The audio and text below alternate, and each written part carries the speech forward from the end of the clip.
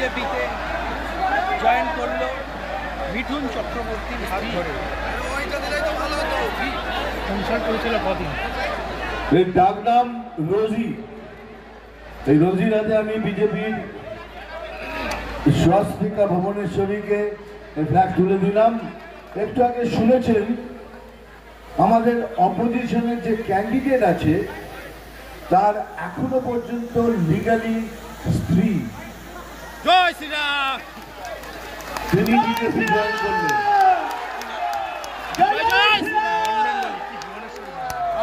সেই জন্য দেখুন জরুরি, কেননা হয়তো ওনার হাতেই রয়েছে এটা। হ্যাঁ, উনি যে এখনো লিখিত আমাদের যে অপোজিশনের আছে তার লিগালি মানে আইন মতো এখনো স্ত্রী, সেটা তিনি কিছু বলতে চান। বলো, 1 মিনিট।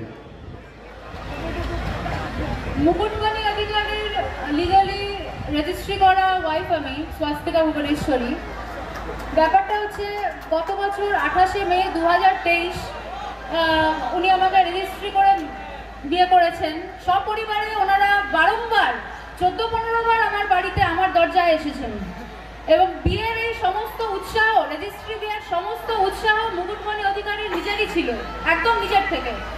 সেই সব সমস্ত অবভিয়াসলি এফআইআর, তারপরে ক্যালকাটা হাইকোর্টের মাধ্যমে রিট পিটিশনের চার্জশিট সব জাস্টিসরা জানে। ওনার পাঠানো টেক্সট মেসেজ, এবং আমি বিদেশে ছিলাম বাইরে, ওখানে বিদেশ থেকে আমি ডেনমার্কে ছিলাম, কোপেনহেগেনে।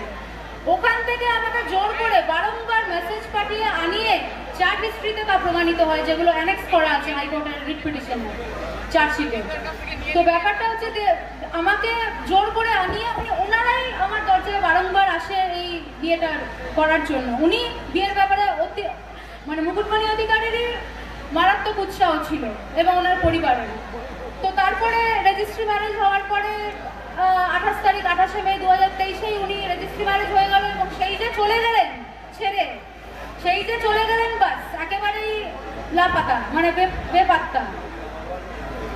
এবারে সেটাই তো আপনারা মানে ও মুকুটমণি অধিকারী এবং তার পরিবার আমাকে এবং আমার মাকে, আমার তো বাবা নেই, ভাই বোনও নেই, আমি আর আমার মা একলাই।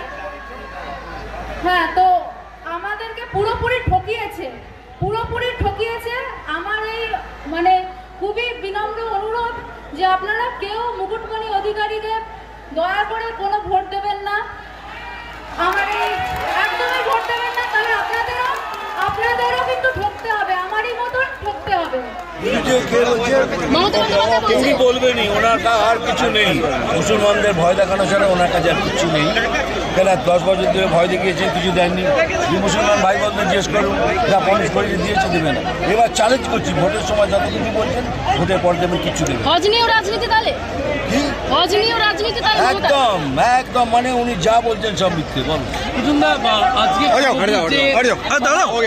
দেখা গেল কিভাবে দেখছেন এটা? দেখুন, কেউ যদি জয়েন করতে চায়, আমরা তো ওকে ফোর্স করি না। উনি যখন জয়েন করেছেন নিশ্চয়ই খুশি জয়েন করেছেন। তবে জয়েন করার আগে ওনার সাথে আমি 1 মিনিট কথা বলেছিলাম, মানে আরো শিওর।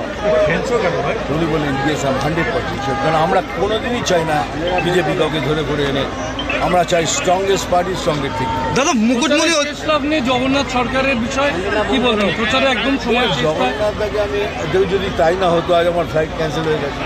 আমি 2.5 ঘন্টা ড্রাইভ করে আসছি, কিসের জন্য আসছি? একমাত্র আমার পার্টিকে স্ট্রং করা। Is a very good candidate. এইরকম ক্যান্ডিডেট আমাদের দেশে চাই, আমাদের পশ্চিমবাংলায় চাই। And if you don't do it this time, we have lost. এর পরের বাংলা এত বিভৎস আকার ধারণ করবে আমরা চিন্তা করতে পারি।